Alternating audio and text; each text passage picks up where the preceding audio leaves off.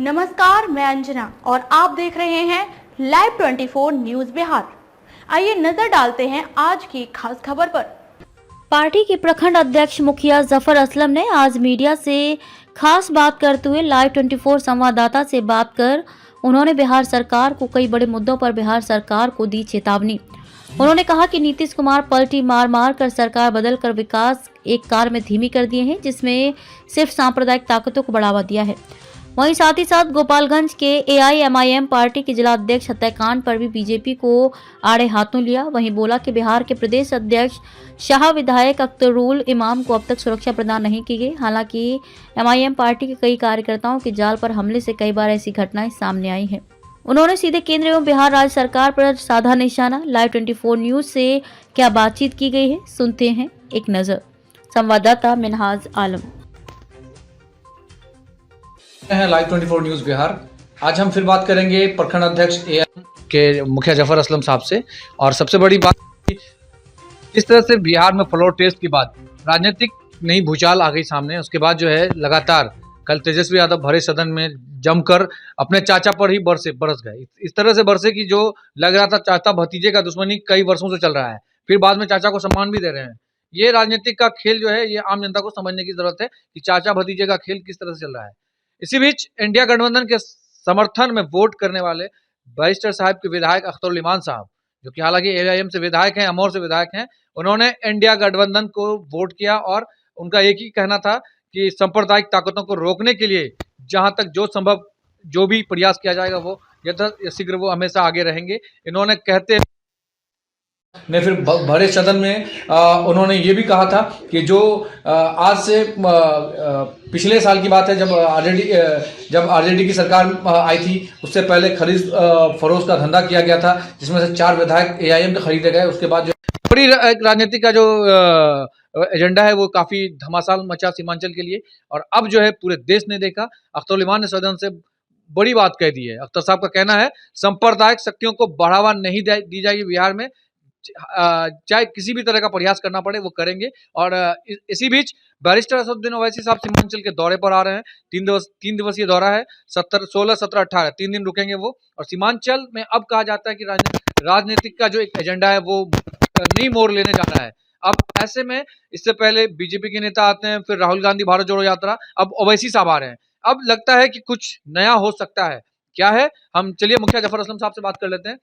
काफी चर्चे में माने जाते हैं, ये भी अपनी बातों को बेबाकी से रखते हैं। आज की घटना है, आपके जिला अध्यक्ष को मार दिया जाता है। पहले भी आपके जान से मारने की धमकी तक दे दी कि लॉ एंड ऑर्डर में इतनी है कि चैलेंज क्या लग रहा है आपको कि इसमें क्या होना चाहिए? सबसे पहले तो हम ये सरकार की इलेक्शन व्यवस्था पर हम प्रश्न उठाएंगे कि हमारे सदर जनाब अख्तरुल इमाम साहब को जान से मारने की धमकी दी गई, उस पर किसी तरह का एक्शन नहीं लिया गया। इससे कबल हमारे सिवान के जिला अध्यक्ष थे, उनका मर्डर हो गया, उस पर आज तक किसी भी अपराधियों को जेल के कटघरे में डाला नहीं गया। और आज शाम की घटना है कि हमारे गोपालगंज के जिला अध्यक्ष और हमारे प्रत्याशी रह चुके चौराहे में मर्डर कर दिया गया। और अभी कहना मुश्किल है कब किसकी जान किससे कौन लेके चला जाए, कहना मुश्किल है। समझ रहे हैं, हम लोग खुद अब आप समझिए कि खुला चैलेंज हो रहा है और मर्डर हो रहा है। और अब तक प्रशासन के जानिब से किसी तरह की कोई छापामारी या पकड़ धकड़ नहीं हुई है, तो क्या कहेंगे आप? इसका मतलब है ये सियासी आपको लगने लगा कि बिहार का लॉ एंड ऑर्डर बहुत खराब है, नीतीश कुमार डंका पीट रहा है कि बहुत अच्छा है, सुधार हो गया है, सिस्टम सुधर गया, आपको नहीं लग रहा? लक्षण व्यवस्था है, कुछ भी नहीं है, अपराधी बेलगाम हो गया है और प्रशासन एकदम चुप बंधे हुए हैं, किसी तरह का कोई मामला नहीं कर रहा। नीतीश कुमार का एक कहना के साथ सरकार में थे तो अपराधी बेलगाम था, अब तो वो सरकार बदल गई, तो अब तो कह रहा है कि बेलगाम है। बोतल बदल गया है, शराब तो वही है, समझ रहे हैं। वो उसका तो अपना आदत है। एक ही इसमें 5 साल के चुनाव में वो 3 बार मुख्यमंत्री बन चुके, तो अब उस आदमी का कथनी और करनी में क्या रह गया? वो बोलते हैं कभी वहां नहीं जाएंगे, वहां मर जाएंगे, नहीं जाएंगे, फिर चले जाते हैं। फिर वहां से इधर आते हैं तो हम अपना घर आ गए, हम भटक गए थे, फिर यहाँ रहते, फिर यहाँ से वहां पे पुराना घर वापसी आ गए। तो वो आदमी का कोई नीयत ठीक है ना नीति ठीक है। मतलब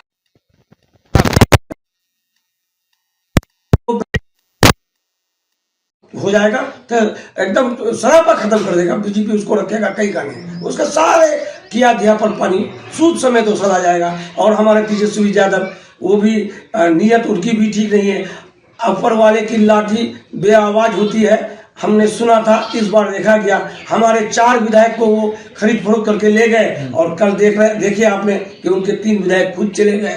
तो उसको अपने किए का सजा उसको मिल रहा है, जैसी करनी वैसी भरनी, समझ रहे हैं। इसमें जितना भी दाव खेला गया, जितने लोग भी हम लोगों पर उंगली उठाए, कल तक जो लोग हमारे यहाँ के नेता थे जदयू के, वो हमें बी टीम और बीजेपी कह रहे थे, आज वो बीजेपी का 1 नंबर टीम बन करके बैठ गया है। चुनाव प्रचार करेंगे, करने के लायक नहीं है। वो किस मुंह से बोलेंगे? मिसाल जुलूस लगाते हैं, जला के चलाते हैं कि ये बीजेपी हटाओ, देश बचाओ, और आज क्या बोलेंगे कि बीजेपी लाओ और देश बचाओ। एक मुंह से 2 बात कैसे कर सकेंगे? वो आवाम के बीच आए वो नेता, ये हमारे नीतीश कुमार जी, वो दौर चला गया। वो जो बोलते थे उसकी करनी और करनी में आसमान जमीन का फर्क है। वो आदमी सुबह क्या बोलेंगे, शाम क्या बोलेंगे, उसको में आपको नहीं लगता कि अफसरशाही बढ़ा हुआ है? अफसरशाही में हर जगह रिश्वतखोरी हो रहा है। इस तरह से जब आप पाला बदलते रहेंगे, इधर से उधर जाते रहेंगे, तो इसमें तो अफसरशाही का बोलबाला होगा ना। हम कहेंगे तो जाहिर बात है कि प्रशासन पर तो आपका वो लगाम नहीं रहेगा। अब पूरा सारा सिस्टम बीजेपी चलाएगा, को मानना होगा, क्योंकि इसका सारा दरवाजा बंद है बीजेपी के अलावा कई जगह। अच्छा, इस चुनाव से पहले अभी भी सामने बात आ रही है कि CAA लागू होने आ रहा है, क्या कहेंगे? नीतीश कुमार जी ही थे जिन्होंने बोला था कि मैं अपना बिहार में लागू नहीं होने दूंगा। अब देखिए उन्हीं के राजपाट पे ही ये बात आ रही है कि अब लोकसभा चुनाव से पहले CAA लग के रहेगा। तो अब यहाँ के सीमांचल की जनता को क्या कहना चाहेंगे कि CAA के विरोध में क्या करना चाहिए, फैसला क्या करना चाहिए? क्या वो अपना लड़ने, पहली बार उसका विरोध किया है, इस बार हम लोग उसी तरह से विरोध करेंगे। और इंशाअल्लाह हमारे नेता हैं जो बोलते हैं वो करते हैं, न आगे चलते हैं न पीछे चलते हैं। हमारे असदुद्दीन अवैसी साहब गो इंसान है, अब्दुल ईमान साहब, वो बोलने और करने में जर्रा बराबर कोई अंतर नहीं है। लोगों ने हमें बी टीम का धब्बा लगा दिया था, मोहर लगा दिया। कल फॉलो टेस्ट पे आपने देख लिया कि एकदम इंडिया गठबंधन के समक्ष खड़े रहे और पुरजोर तरीके से अपने बात रखे। चूंकि मर जाएंगे हम लोग, लेकिन ये जो बीजेपी को बर्दाश्त नहीं कर सकते हैं ना, उसको रोकने के लिए जो भी करना। इंडिया गठबंधन के लोग आप लोग को ऑफर नहीं किया, बुलाया नहीं जा रहा है, फिर भी इंडिया गठबंधन की जो अस्तित्व खराब होती जा रही है। मगर इसमें आपको नहीं लगता कि नहीं, इंडिया गठबंधन को चाहिए कि हम आपसे बात करें? हम लोग हमारे नेता जो है पहले ही बोल रहे थे कि भाई आप सिर्फ मुसलमानों का वोट लेना चाहते हैं, मुसलमानों को नेता से आपको परहेज क्यों है? मुसलमानों के नेता को ले, बदरुद्दीन अजमल साहब को लीजिए, असदुद्दीन अवैसी साहब को लीजिए, तब जाकर के एक लगेगा कि इंसाफ हो रहा है, एक बड़ा महागठबंधन बना और एक लोगों में मैसेज जाएगा, सर्व धर्म को लेकर चलने वाली बात होती। लेकिन नहीं, आपको नेता नहीं चाहिए, सिर्फ मुसलमानों का वोट चाहिए।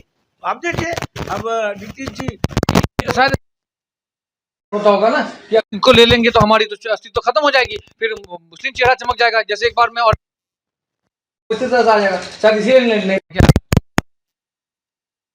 हमारी जो पॉलिसी है, चाहे देर या सवेर लोगों के समझ में आएगा और महागठबंधन जो है बड़ा है उसको भी समझ में आएगा और उनकी जरूरत है।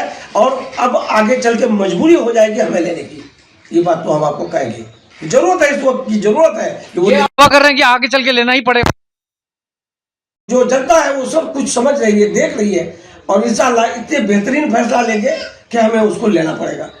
हम तो यही कहेंगे। सीएम के दौरे पर 3 दिवसीय दौरे पर ओवैसी साहब आ रहे हैं, क्या लगता है राजनीतिक जो विश्लेषण से वो बदलाव होगा? बिल्कुल बदलाव होगा, देख लीजिएगा। 16 को आ रहे हैं, पोठिया और ठाकुरगंज प्रोग्राम है। 17 को हमारा कोचादामन में रहमतपारा है और रोड नंबर 50 सोनता होता हुआ, बरबट्टा होता हुआ, रोहटा और अमूर 22 और डगरुआ में हमारा प्रोग्राम है।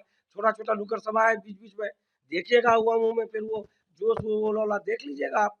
हमारे नेता आ रहे हैं, उसके सम्मान में लोग बिल्कुल जानिसार साथी हमारे तैयार हैं। बिल्कुल दिन रात एक कर रहे हैं, बढ़िया प्रोग्राम रहेगा, अच्छा प्रोग्राम रहेगा इंशाल्लाह। का भी प्रोग्राम एक चीज ये भी कहा जा रहा है कि CAA हो, NRC हो, बैरिस्टर साहब ही थे वो वक्त कि जो 20 सदन में उन्होंने बिल को फाड़ दिया था कि हम इस बिल का कोई मतलब नहीं है। क्या जब अगर CAA लागू होगा तो क्या सीमांचल के लिए ओवैसी साहब लड़ेंगे? हिंदुस्तान के लिए लड़ेंगे इस मामले को लेकर के। ये सीमांचल का क्या बात है इसमें? ये CAA जो भी लगना चाहिए, जो लगाना चाहता है सरकार, इत्मीनान नहीं है, इसका पुरजोर विरोध हमारे नेता करेंगे और हम लोग करेंगे जी। उसमें किसी तरह की कोई समझौता नहीं होगी। ये लास्ट मेरा ये सवाल है कि सीमांचल के दौरे पर आ रहे हैं और सुरक्षा व्यवस्था को लेकर के क्या अब तो व्यवस्था की गई है, क्योंकि कई दफे बड़े बड़े नेताओं के साथ हादसा हो चुका है। क्या इसको लेकर के प्रशासन सक्रिय है कि नहीं है? रात का जो घटना घटी है गोपालगंज में, उसको लेकर के आप प्रशासन चुस्त और दुरुस्त हो गया है। इंशाअल्लाह अच्छा पुख्ता इंतजाम रहेगा। हम लोगों की जानिब से भी हमारे नेता मिलने जा रहे हैं, SP साहब है, DM साहब है, सारे लोग अभी चौकस है। इंशाअल्लाह मेरा प्रोग्राम बड़ा शांति। अच्छा, सिक्योरिटी नहीं होना चाहिए। एक इकलौते नेता हैं, बिहार के प्रदेश अध्यक्ष हैं और माने जाने हस्ती इनमें से हैं, बड़े नेताओं में से गिनती में आता है अख्तर उद्दीन साहब। क्या उनको वाई कैटेगरी का सुरक्षा नहीं देनी चाहिए? बिल्कुल मिलनी चाहिए। हम ये नहीं कहेंगे कि ये मिलना चाहिए, वो मिलना चाहिए। अभी जरूरत है इस वक्त, जब उस पर जानलेवा हमला होने का मामला सामने में आ गया तो सरकार को इसको गंभीरता से लेना चाहिए। इस तरह से राम भरोसे नहीं छोड़ना चाहिए। अख्तर उद्दीन ईमान साहब जैसे आदमी का बिल्कुल सुरक्षा व्यवस्था चुस्त और दुरुस्त होना चाहिए। मैं भी आपको कह रहा हूँ तो सरकार को इस मामले में गंभीर होना चाहिए।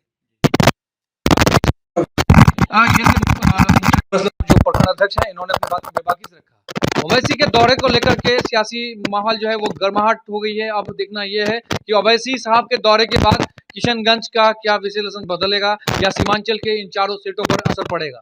क्या ओवैसी का दौरा से लोग क्या सोचते हैं, ये इसके लिए भी बहुत जल्द हम आम जनता के बीच आएंगे और आम जनता की प्रतिक्रिया जरूर लेंगे। सबसे बड़ी बात है कि ओवैसी का दौरा से अब ये तय हो गया कि बीजेपी का सीमांचल से सुपड़ा साफ होना तय है।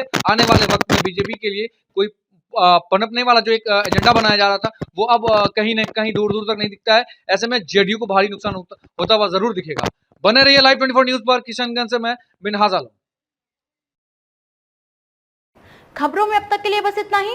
फिर होगी आपसे मुलाकात ऐसी ही एक खास खबर के साथ। तब तक के लिए नमस्कार और बने रहिए लाइव 24 न्यूज बिहार के साथ।